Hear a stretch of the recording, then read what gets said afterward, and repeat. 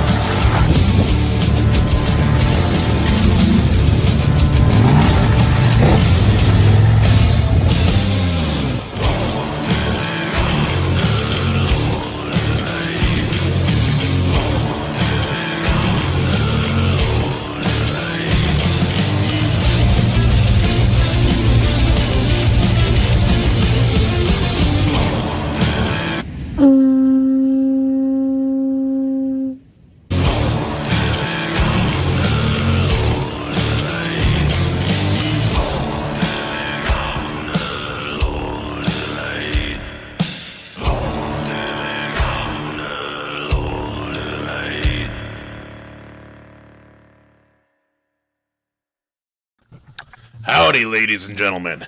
Ultimate Kahuna here. And today, we are having our episode 5 of IronAge Legends. Introducing to the channel, author of The Black Crown, John A. Douglas. How are you doing, good sir? Thank you for that wonderful intro. Appreciate it. Absolutely, man. How are you doing tonight, brother? Fair to middle, and if I occasionally offer up a little belch or something, I just got done eating some homemade pizza for supper.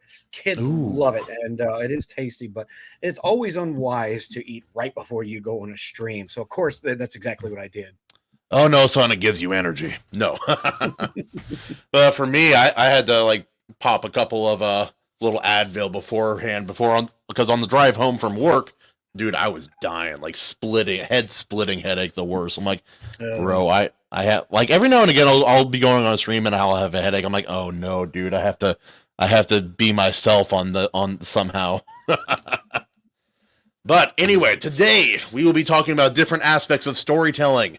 I'll be interviewing John about authorship in his book, and we'll be talking about his book, The Black Crown. There it is. Age of Adventures 1. So when your next book comes, will that be Age of Adventures 2? Because you've kind of talked about how your next book will be, it'll be happening at a similar time frame as The Black Crown. Yes, as a matter of fact, I worked on it some last night. The progress on it's been a little slow ever since the release of the book and building stuff on the channels. Kind of put some of it. I've got plenty of energy for the Lionheart's book, but actually sitting down and kind of powering through it has been slower than I like, but it's coming out really well, really fast-paced book, this one. Whereas The Black Crown had a prologue that I've gotten a little bit of good faith criticism from reviewers and whatnot who say the prologue's a little lengthy, and the opening chapters take a little while to get going. But from my perspective, looking back at how I wrote that book, I don't know that I could write it another way without imparting all the knowledge. You've read the book, you understand all the things that are set up in the opening chapters that end up having payoffs, throughout the book and at the end of the book. So I don't know that I could write that book any other way. And it's all well and good, but in part taking those lessons for book 2, man, this is hits the ground running within the first chapter. We are, it is all guns blazing. Ooh, heading into the story. On Microsoft Word, it's like 40 pages right now, and we just had so much happening because most of the story and lore and everything is all front loaded in book 2, so that you can get some of the heavy lifting out of the way and get straight to the action adventure throughout the book. That's fantastic, man. Yeah, and regarding kind of some, you've shared with me some of it, and I've even seen some of it online, some of the criticism. Yeah, I think part of it is that some of the people who read your book are not as they're not as traveled in the realm of epic fantasy as maybe someone like you or I. Like anyone who's read like the Wheel of Time or a Stormlight book or some of those big boys, like the real big boys, like 900 page monsters. Um, yeah. the Black Crown has nothing on those in terms of having like the slower intro. It's like some of those books have 4 or 5 different like prologues. No Yeah. joke. I mean, Truth from be my told. perspective, I think the opening chapters do enough to start the ball rolling. It's a gradual build, but I didn't want it to be breakneck speed right off the bat. You've you've essentially got a little homeschool dude getting kicked out of the nest, and sometimes Baby Bird takes a few chapters to really spread his flies, get flapping, and Oh, for get soaring sure. in the Yeah. wind. So I mean, by chapter 1, you've got the setup of and the conflict. By chapter 2, Rags is already out of the castle on going on his adventure. And then chapter 3 introduces the other characters, and they're already going. I mean, by the end of every chapter, they're not dawdling for long from my perspective, but it is what it is. We'll move forward. And hey, growing pains is a part of any author's thing. Oh, So you just got 100%. to take it Yeah. in stride. I don't think that any criticism that I've gotten, aside from the very blatantly obvious fake one The stars, are anything more than trolls. yeah. I don't think the fair criticism I've gotten is unfair. People have different tastes when it comes to Oh yeah, fantasy. 100%. Like there's You a know, level of subjectivity in regards to what people like and like yeah, you're always going to run into that. And plus what I will say about your haters is when they've come in with bad faith, it's been very very obvious. oh, Like terribly obvious. yeah. Calling my book a Game of Thrones ripoff, please. My God, please. The last thing I want to do is Regs would chase have that. died in like chapter 5 if it was a Game of Thrones ripoff. I've contemplated this idea of like way in the future an alternate universe version of the Black Crown called the Black Crown: The Path of Revenge, when he reaches a critical point and in the later part of the novel, instead of choosing his own path, going back to get revenge and turning that into like a grimdark tale. That would be funny, but I already set that no multiverse rule for my universe, so Yeah. probably won't happen. But at the same time, If it's still fun to think anything, about. you could like it is fantasy. There is magic, and Yeah. there are ways that heroes are tested. Maybe it could be a vision, or like like someone could show them like this is the way things could have gone for you, or something of that nature. It's Uh, sometimes hard to make that feel organic in a story, but there's always something there. But we'll alas, see. we'll say hi to the chat because I'm a bad host today. Hey guys, Can't forget that. we have Devil's Air, Brian McCoppin, Bat Sauce, Readout Productions, Bring on the Orc Daddy, woo. Anthony Rodonelli, Andrew Campbell, AS Brew. Wow, a Hey, lot of people. Yeah. Hey, well, John, what are you doing in here? I don't know. Double Tim dipping, McKay. as one does. Yeah. These guys and their awesome intros. Yeah, I know, man. Like honestly, John, for the longest time, I was jealous of the intro for your show, Resident One, like the coffee and or even like the more cinematic one, like with the warriors and showing all that and magic. And I'm like, I don't know how he did it, man, but it came out really good. Phil Mora. Oh, okay. I use a video editor program that's a subscription called Filmora, and it has a lot of assets on it that you can make really interesting stuff. A lot of really great things. It's been a godsend to me. Evely Music and Whimsyland. Oh, and Parivsis Press. Welcome, Katie. All right, guys. Now, this is the part of the show where I give a little sample of some of John's work here. So just give me a quick little second. And this is just a small snippet from the prologue of The Black Crown, a little further in. So we'll get this started.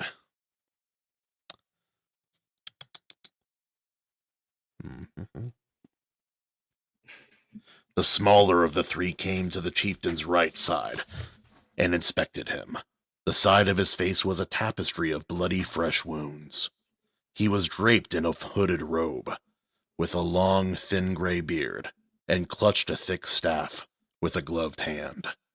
He needed to inspect the wounds for long. In the thick, guttural, orcish tongue, he said, "Thorgoth, you must heal, brother. Your wounds will prove mortal." The largest of the three approached the chieftain's left, a massive brute with a scowl as deep as he was tall. His chest was covered in a great dark beard. "Use your spells, Krennic, or have the gods truly abandoned you?" "The gods' magic has its limits, as do I, Gorvok," the robed orc spat. "It took all my strength to keep Thorgoth shielded from that elf mage with the golden mask. If I cast one more spell, it will take my life." Gorvok snarled. "Then what use are you? Is your brother your warlord not worth it?" "Enough." Thorgoth, wounded as he was, shoved his muscled arms between his two brothers. He met Gorvok's sneer with his own. "Krennic kept me alive. I will not hear another word of this bickering." His threatening posture held for a moment, but his heavy, rattled breathing spoke of the effort it took.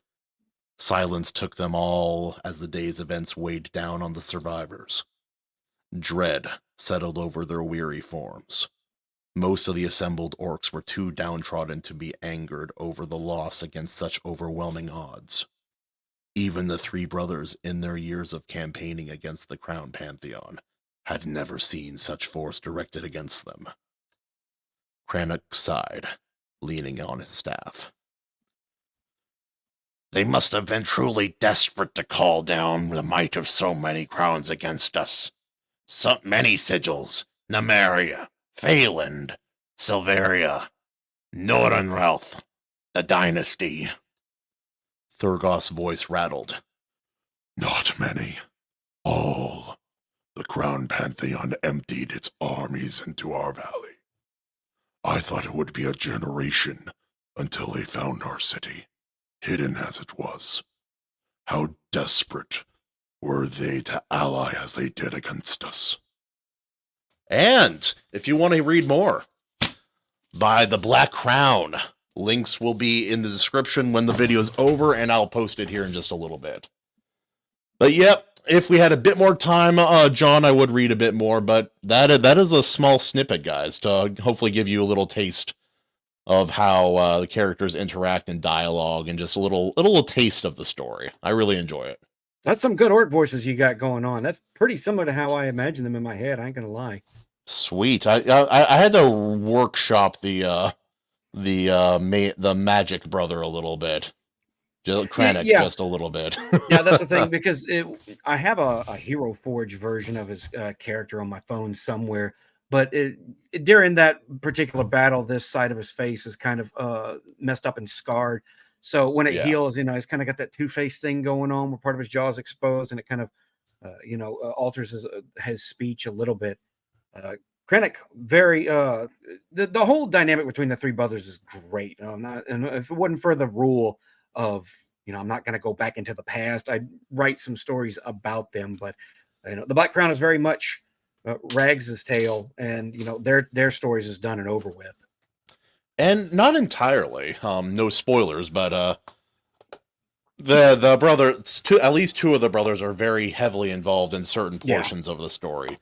And honestly, just through subtext, there's a lot you can kind of glean about the past just based on interactions you see later in the book.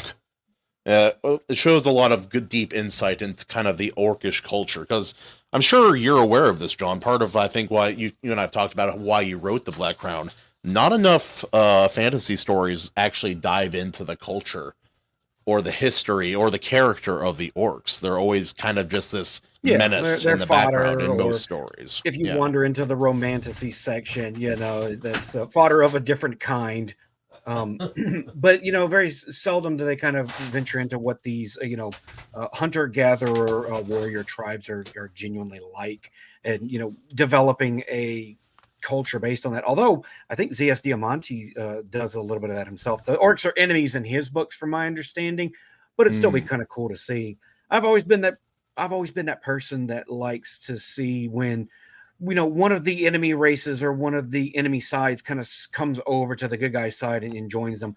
In Mass Effect 2, one of my favorite teammates was game. Legion, and that was cool. The warrior races have always been one of my favorite things to read about in science fiction and fantasy. In Star Trek, I love the Klingons. In Mass Effect, which is my favorite science fiction universe of all time, dude, the Krogans. I didn't even play it, but I did watch my brother play it. The Krogans were sick, dude.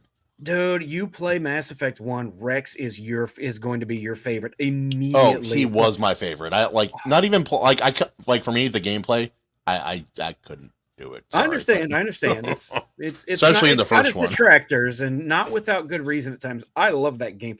I love the first game more than the sequels. But Rex, a lot of people like the second one sometimes more than the first, but I think it had a better sound and a better art design in the first game. That's just me.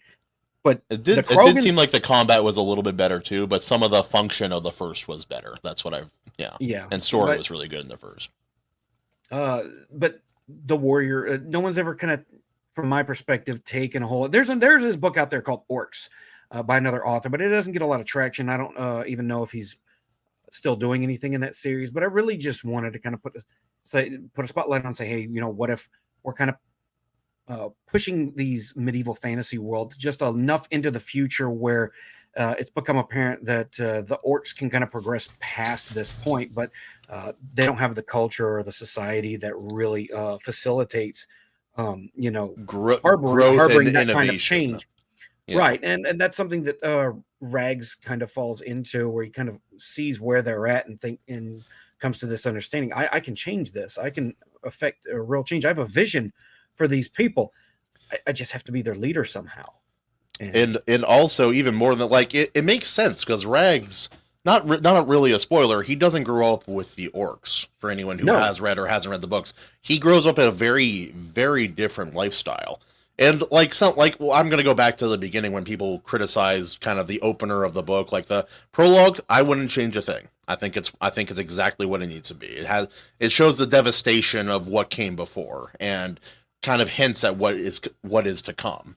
With Rags, the opening chapters, it's a little bit slow, but it's like the hero's journey. You have to see what home is in order for the leaving the home to mean anything. Yeah. And by the end of the chapter, you at least have to know what the conflict is. The conflict is he's been isolated for 17 years. He's tired of it. He wants to take his place in the family, and he doesn't understand, why he isn't being told more about this crucial ceremony that he's going to be partaking in a week. So that, when the events happen, you're kind of like, oh, geez, I hope Rag gets to go back and, do what he does. And, then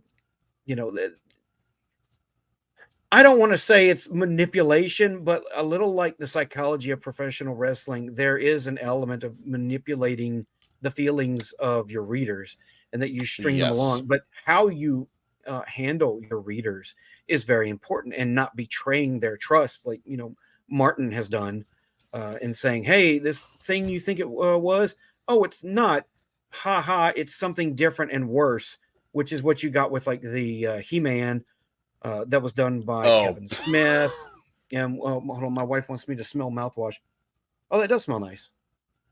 Was it the purple or the blue? It was the purple.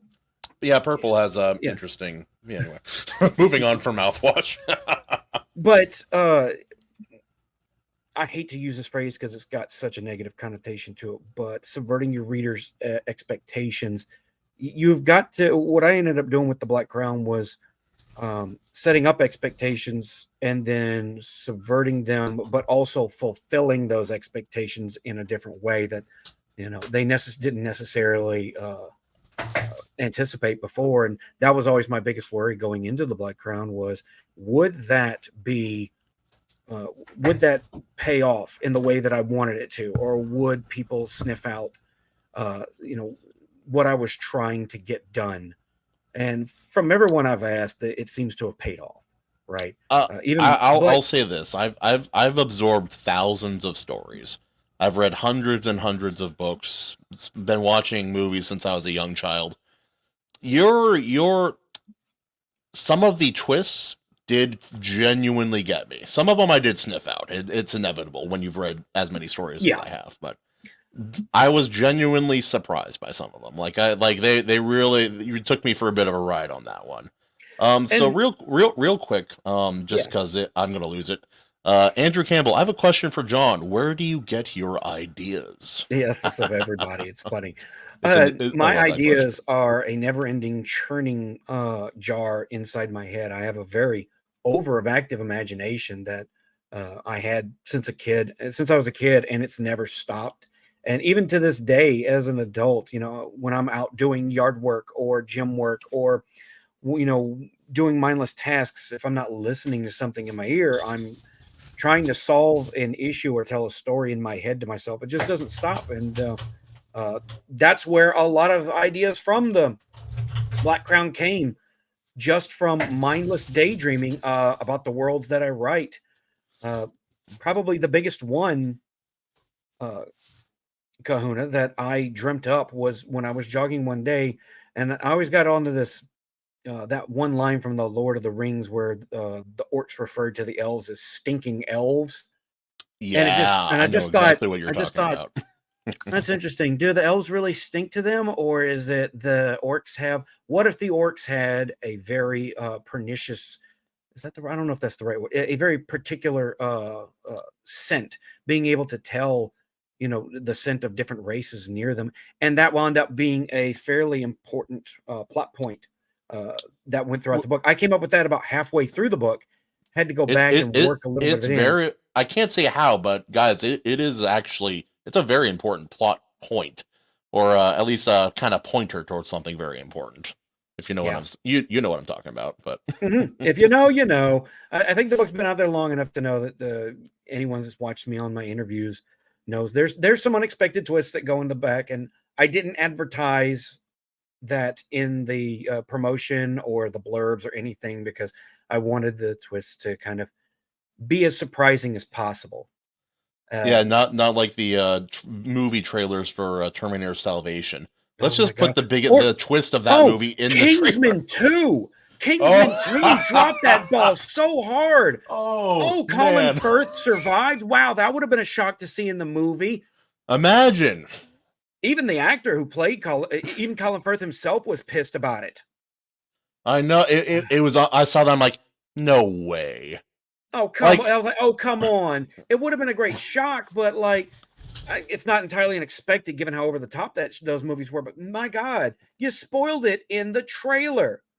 you know Uh, what would have the, been a real shock is to show it in the trailer, have people like you and me be like, "What are you doing?" and then kill him off like right away again. oh my That God. would have been shocking. That would have been worse. My God. Oh, it would have been, but it's just like that's a very Ryan Johnson kind of thing to do. I think Don't if even he say. Oh directed my that God. movie. I'm not a fan of the you're don't subverting expectations just to make it. Haha, you didn't expect it to be worse, right? Yeah, yeah, Yeah. I like some people like it's one thing to be subversive, but like to be I'm going to use Ryan Johnson because I can't stand him. I hope half of the people love my movie, and I hope half of the people hate it. Well, you were half right. At least half Yeah. of the people hated that movie. 100% of the people who Oh, watched that movie hated it. And so, God, I can't shit on that movie enough. It was so bad. And supposedly he's yeah. actually a good movie maker. All his other movies are good. Well, why did those movies get to be good? Why did you have to fuck up Star Wars? There's a lot I could like. Don't get me started on that because that'll go on No, I forever. know, I But know. oh, We I'm don't right need there to with you. reiterate. It's been said 1,000 times. I You know, know, man. I know. I, Oh, I will I will not betray my readers in such a fashion. You will not, even if I break your heart, it will not be in that kind of manner. It won't be cheap. absolutely, man.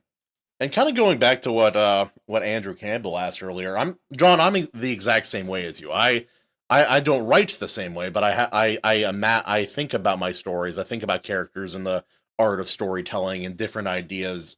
Like it's almost constant in my head unless I'm actively doing something else.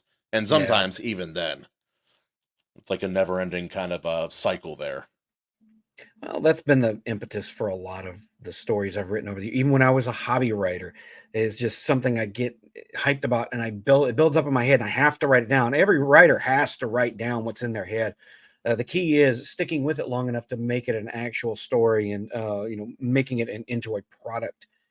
Learning your craft well enough to know what works, what doesn't work. And I've had long had the superpower of being able to learn from other people's mistakes and then not make them myself. For whatever mistakes I'll make, I'll try not to make them again. But Mm, uh, it's like when looking at some of the detractors of like the Rippaverse who sit there and scream all day and night about how yeah. terrible they think Eric's comics are. I got to tell you, I've read way worse comics. Anybody who says that Oh, yeah. ISOM is a badly written comic book didn't watch or didn't read enough Ken Pender's issues growing up, or go read Lightbringer by Linkara, because that is just awful.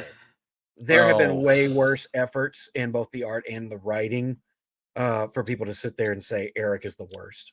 yeah. Like no people who say that they just there's a couple things. I think there's a couple things to it. I think they hate when people they dislike are successful, Yeah, and there's then that. I think there's an element of jealousy for some of them as well because like like I've been working hard on this, or maybe I haven't, or maybe I want to and just haven't, and then he's obviously very successful. Regardless of what you think of the comic, Eric as a man, as a company with the Rippaverse has been very successful.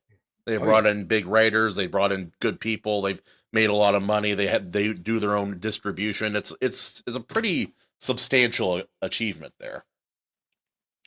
And the thing is, it's a psychological thing. People will often look at you and kind of put you in a box in their head. And when you break outside that box, not everybody's can deal with it. I used to see this in the old DDP yoga group that I was in, where I know guys whose wives left them because they I've went seen from that being like too. 300 pounds to like being 130 pounds. They were fit and 130. lean. So yeah, Wow. I know a guy who lost a lot of weight and he got real fit, real good looking, and his wife told him that it was she saw it as him being selfish, that it was just for him. And that's probably because she liked being the hot one in the relationship, I think. She didn't think he could do it, and it's just it's vile. People will even people you don't know will look at you and say you're not a success. And then if you do end up succeeding in a way they can't expect, their only cope is to say you're not as successful as you claim you are, or try and tear you down to their own level. It's the crabs in a bucket gets used a lot, but it's true. It's a good point. Oh, I might need to grab a different link. Oops. I just copy pasted and it's like 4 pages long. Whoops. Wrong link Yeah, there. I'll grab the real one here in a minute. actually, I can grab it real quick because I think I I can can too. grab the Oh, there one it that is. Yeah. the shorter links. Yeah, Amazon likes doesn't like those links a whole lot. There we There go. we That's the go. little one. That's better. That's better. You drowned out the rest of the chat in 5 pages of link garble. Oh, shush, MD. MD, you know my show. You've been on my show. You know how scuff. We live in the scuff. It's what we do. We do Oh, what we holy can. smokes! So, like you mentioned, you're good at learning from the mistakes and the wisdom gained through experience of other people. Yeah. That being said, maybe not mistakes, but what did you learn through the process of both writing and publishing this book that you're taking, like the main lessons that you're taking forward going into the next book? I mentioned it a little earlier, a little bit of a shorter prologue, because the Lionheart book 2 is basically a superhero archetype in a fantasy world. That's the basic story. And one of the biggest inspirations I took from that is the like classic Silver Age comics, where you could pick up any comic. You didn't need to have started at issue 1 and see the origin story in progress to know what the origin is.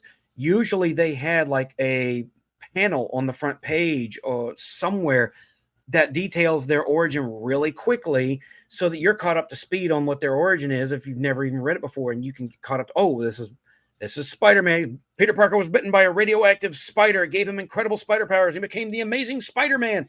It's like one page or even a half Yes. page. That's all you need. And like that was enough. The Lionheart is a superhero. He's a young boy named Artemis Hylorn. He's born arc blind. If you read The Black Crown, you know that term means they are blind to the use of magic. They can't use magic. And being the son of Okay, an archmage, I was gonna ask if it's just that they can't like see it or that they can't use it. Okay, so even though I their wanted own to life double-check. force is essentially magic in and of itself, they can't use it in any way, shape, or form. Like even people with a poor affinity for magic can make something happen if they try hard enough. If they're diligent But and studious about, yeah. yeah, but not enough to actually be helpful. Like what's his Cortland? If I recall, he was either poor or mediocre. His affinity was so low. You remember, it took him forever just to use what is a very simple flicker spell. Oh yeah, Artemis could never do that, and because his father's an archmage and he wanted to follow in his footsteps, that was heartbreaking. For both son and father, or just more one than the other. His father is an archmage and his hero. The Lionheart is a father and son story at its very heart, because he wanted to follow in his father's footsteps, and that's the end of the prologue. You meet Artemis, you meet his best friend Nero. He's 12 years old in the prologue, and it's over and done and sets up very quickly. So all of the important information and the origin of the character, getting his powers and everything like that, happens in the early chapters. In fact, when I get the sample pages ready, that will be part of it. That way we get the origin, the powers, and the conflicts out of the way. And by chapter 4, we're off and running with just straight up adventure. And man, I love to see it, honestly. Also, guys, we don't have that much time left, so if you guys do have any questions for John or myself, questions for me don't really matter. I could go on longer. But we have a limited amount of time, so if you do have a question for John, get it in now. It's it is what it is, man. Like, just because you and I kind of have opposite schedules, just scheduling this was a little bit of a task and a half. But I'm very happy that you've been able to free time to come on and shoot the shit with a little more. I'd be happy to. You can always call it a part 2 if you want. I do, and I do have there is going to be eventuality where I bring people back for interviews. It'll usually be attached to another release of theirs or something of that nature. And it's going to be, I'll be rebranding those as IronAge Myths. So, just fun little, BS channel stuff. Andrew Campbell, I have to, my son is in trade school now, and I have to drop him off and pick him up now. So if I don't leave by a certain time, he's going to be at school by himself. Can't let that happen. Yeah, not in today's day and age. There's enough of that nonsense. I think back to some of the stuff my mom used to do when I was a kid. I'm like, Mom, you were so lucky nothing ever happened. Car running, us strapped in when I was like a baby, in the car, just like, I'm just gonna run into the store for 15 minutes. I'll be back. I'm like, I'm old enough to remember when we could just hop in the back of the pickup and just go across town.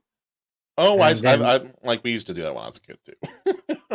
Oh yeah, but then there were enough car wrecks that tossed people in. People ended up perishing in those accidents. So they're like, no, law says no more. In Hawaii, those laws don't exist. My favorite way to travel: beach chair, back of a pickup truck. Perfect weather. It's a good time, man. I'll be honest. I gotta ask, how bad are you? How mild are your winters compared to the rest of the continental U.S.? In Hawaii or here in Washington? Because I do live in Washington now, but in Hawaii or in Washington State? Just Hawaii. Hawaii doesn't have 4 seasons. It has 2. And they're not that different. It averages between like 70 and 84 pretty much year round. In Washington summer, it will get hotter than it does in Hawaii summer. It's just like a perfect subtropical temperature year round. Wow. But winter is the stormy season. It's when the big wave Oh, surf comes in. It's when the typhoons and like the I storms and gotcha. then the rain comes in. You won't get like a little like during the summer in spring you'll get like a little sprinkling, but then like as fall and winter come around you'll get like suddenly there'll be clear sky and then suddenly enough rain to drown in. It's insane. To Apparently answer not Andrew, last year though, man.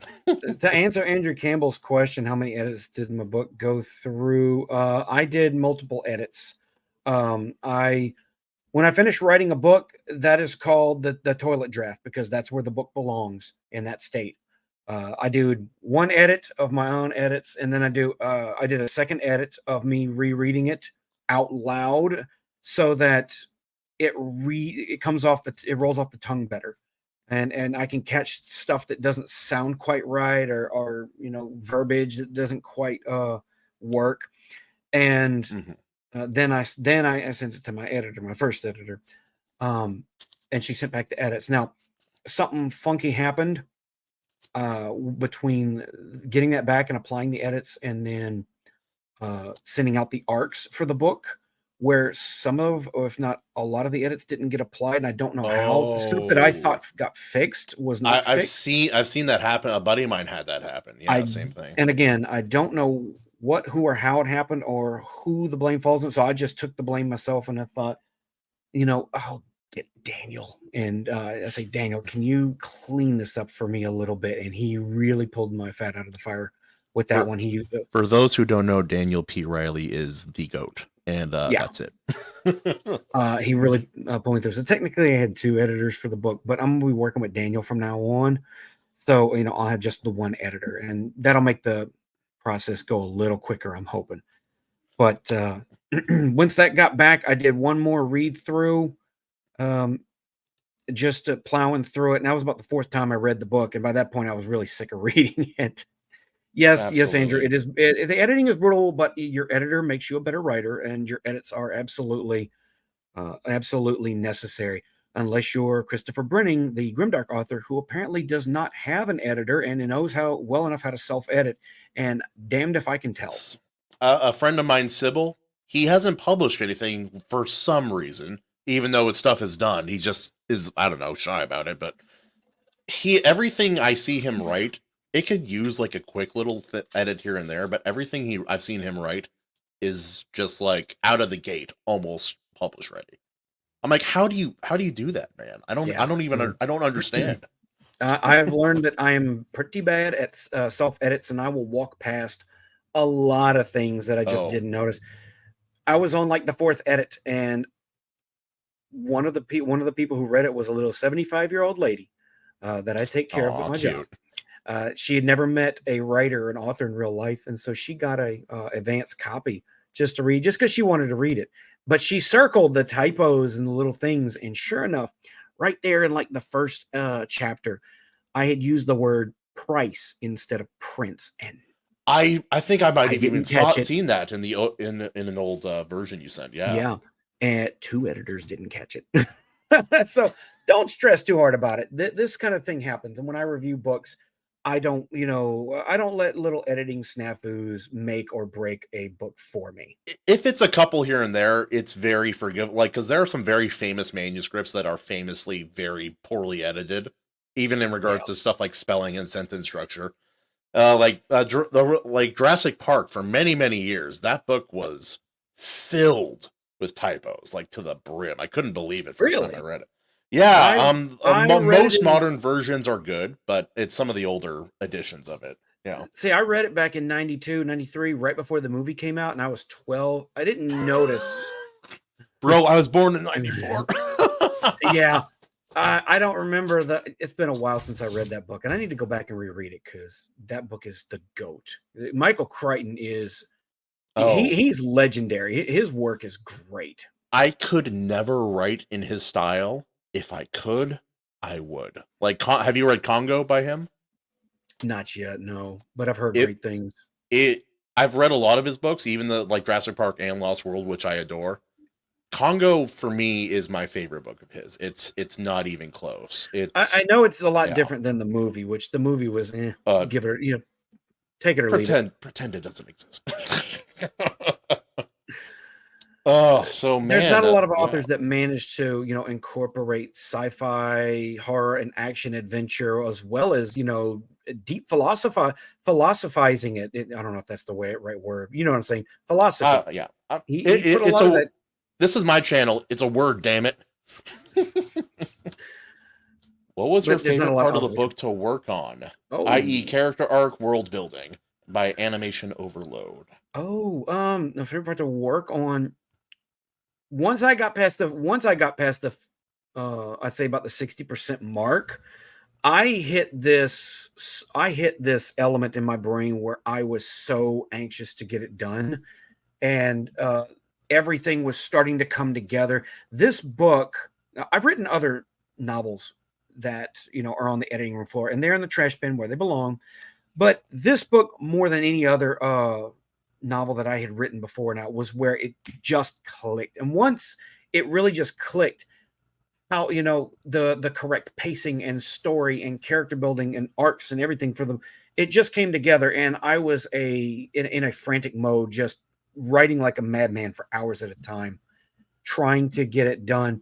In my writing as well as in my reading, I'm very similar in that the first 50% usually is a slow buildup for me, and it's a struggle. But once I get past that halfway point and I'm invested, then I'm really rushing to get it. And then Okay. by Yeah. the end parts of the book were so great to write. When I go back and reread it every now and then, my favorite part to reread is the trial at the end, because so many things that are set up pay off in that chapter. I do agree. Though I will admit, I might have even talked about this in my review a little bit. I do think Got this is a take this with like I feel comfortable criticizing certain aspects of the book because I loved it as much as I did. Like picking a favorite character is like picking between children. It's insane. I did think that the court scene maybe was a little bit long at the end. Oh yeah. Yeah. That's because it's like the end of the Return of the King. We had so many thick questions that Yeah. needed to be answered. I really didn't want to leave all that many questions unanswered by the end of the book. There's a couple. You do answer most questions. There's a few Right. that you don't, but for the most part, yeah. Some very serious whys that if the characters didn't ask these questions at that time, the reader definitely would have asked, and they would have been very unsatisfied with not getting that answer. Ever consider submitting to agents, publishers, planning on anything? There's the possibility. I think I've got some, but I don't think the Black Crown or the Lionheart. I don't think the Age of Adventures is what they would be looking for unless I got big enough or notable enough for them to say, "Hey, we like your books. Let's bring them over here." I would definitely like to not have to work 2 full-time jobs in order to focus entirely on writing. That would be fantastic. And if I had that chance, I'd probably take it. But there's probably some books down the road that I think are definitely much more in the mold of what the publishers would be looking for. I definitely won't be looking into any agents. I think I'm not trying to trash too many literary agents, but I think literary agents is another layer between you and your reader, and it's another person taking off a slice of your pie from Yeah. the publisher, Well, like and even I don't even yeah. know that it increases your ability to get published all that much more. Not So much I now. don't really. Not very much now, but maybe go back 10 years, 15 years. Going through a publishing house made a lot more sense in some ways than it does now, and having an agent might have made more sense. But now, you have to you still like basically you get published, you get grabbed by a publishing house. They still want you to do a lot of the stuff that you're still doing. Yes, and that was as a self-producing they kind want of you artist. to do marketing, they want you to increase your social media footprint. And somebody had said recently, I forget who it was, it might have been James Craig. Like a lot of literary agents won't even consider you unless you have like a social media following of upwards of 10,000 followers. Yep. If you're doing that anyway, you might as well be doing all the work yourself and building. Yeah, why share in the whatever profit there is to be had with your Right. story with someone Building else up, who isn't going to add any value. you're not going to build up a readership all that much better through a publisher than you could on your own, which that's the route that I decided to take. I was looking at guys like John Della Rose and Eric July Mhm. and Ryan Cahill, and like, they were building their social media followings and therefore building their readership bit by bit. And now I've got one book out, so the next step is to get book 2 out and get more books out. Not necessarily all in the Age of Adventures. Some that I've got planned are not necessarily in the same universe. Well, all my stories will be in the Ooh. same universe. The way I look at it, Allspire is in everybody's universe. We Oh, didn't. interesting. I didn't touch on it. And it's not much of a spoiler. There is a multi-planetary portal on Allspire that Oh, will come okay. into play in future books, just so that I can make potential crossovers and put in story elements available. Because I don't want to. I don't Absolutely. want to do a multiverse story. I'd rather just say, hey, the universe is a big place.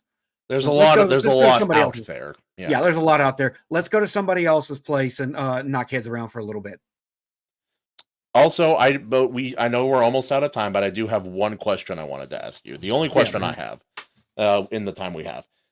You are now a self-published author, still actively a writer. You're a YouTuber who's having a growing, very successful YouTube channel, lots of interviews, lots of good content coming out. You work a full-time job and you have a family. How are you managing all that? There's a lot on your plate, man, and it's a lot, Well, but you're doing a really good job.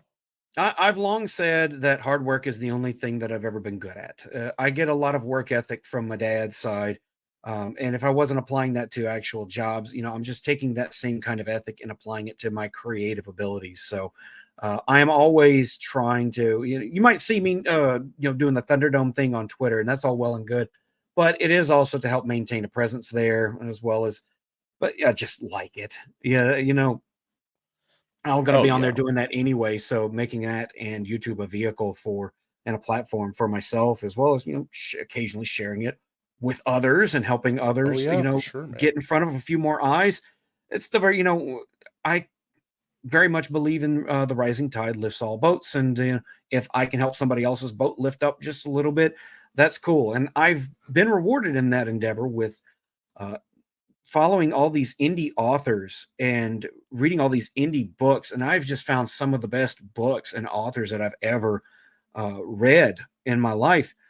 And occasionally, I get to become acquaintances and even friends with some of them, and that is really cool. You only get that in the It's such a indies. blessing, man. You know, It's really special. Yeah. you get to a certain part of notoriety, and there's this feeling that somebody that's very prominent or has a much better, sorry about that, much more prominent or higher follower is inaccessible. Um, but once you kind of show them that, hey, I'm a genuine person, that they understand it. They're really just like you. They're just a little more cautious about like who they might let in. For instance, some people were shocked that I got Razor Fist for an interview. I just sent him a DM and asked him. I said, "Hey, man, you want to come on for an interview? Talk about your books?" He said, "Hell yeah!" It's I can never wall I saw myself most of that. off. That was a great interview, by the way. Oh, thank you. I appreciate it. I should probably go back and watch that again. That was a lot of fun. But it looks like we're just about out of time. So, guys, I'm sorry. Normally, with these kind of shows, I tend to go a little bit long, like 1 to 2-ish hours. But with our limited time, John, thank you so much for coming on to this show. Happy to do it, I man. Sorry, Yeah. I didn't have too long to go. I could go on for a couple hours at least, but Oh, for sure. you know, Yeah. life calls. As it does, man. And like, I don't know how much value my kind of content or channel adds to certain people. I know my personality, especially online, is a lot. So I do appreciate anyone who's willing to share in this space with me, especially some like when Yeah. it's, yeah. Never doubt that even if you feel like you're a little voice in the spaces, it's every little voice ends up growing, and every little bit helps. Every person that comes out there and says, "Hey, I found this author, I found this comic that I really like," that ends up getting people seen more, and that's really what creators need, is another place for them to signal boost their stuff. Oh, Everybody absolutely, man. appreciates it. Yeah, and like, and it's great, man. It's such a collaborative space. I've had Pritchard's and Wrangler and you and other people, even Captain Garrett from Swords and Starships, have me on their shows quite a few times recently. And Yeah. there's so much back and forth collaboration. But I know you have to go. So, guys, thank you for coming Thank and you for watching the having me. show. John, thank you for being here. Guys, go buy his book. I'll make sure that link is in the description when it's done. And anyway, peace out, y'all. Woo!